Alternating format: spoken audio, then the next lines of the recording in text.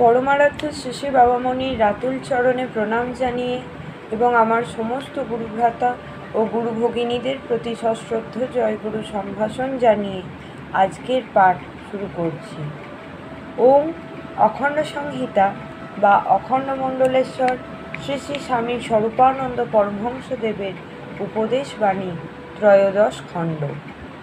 সংযম। অপরাহ্নে যথাকালে বিবেকানন্দ সোসাইটি হলে বক্তৃতা আরম্ভ হইল। অদ্য সভাগৃহে তিল ধারণের স্থান ছিল না। সিঁড়িতে এবং বাহিরের প্রাঙ্গণে শত শত লোক দাঁড়াইয়া বক্তৃতা শুনিয়াছিলেন। বক্তৃতার বিষয় ছিল সংযম। 2.5 ঘণ্টা ব্যাপী ভাষণে শ্রী শ্রী বাবামণি বলিলেন, ইন্দ্রিয় সংযমের চেষ্টা এক মহাশক্তির উৎস।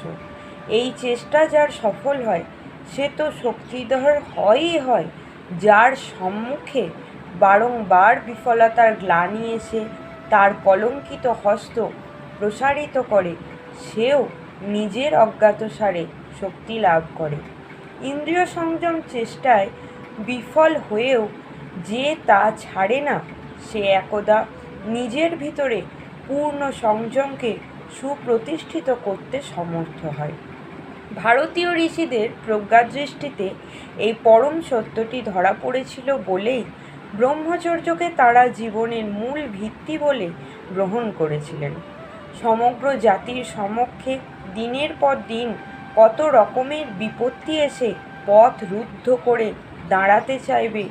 উচ্ছ্বাসপ্রবণ মানসিকতার অধিকারী আমরা আজ তা হয়তো চিন্তাও করতে অনিচ্ছুক, কিন্তু একদিন সমগ্র জাতির প্রতিটি মানুষের সর্বশক্তি প্রয়োগ করে অপঘাত মৃত্যুর হাত থেকে বাঁচবার চেষ্টা করতে হবে।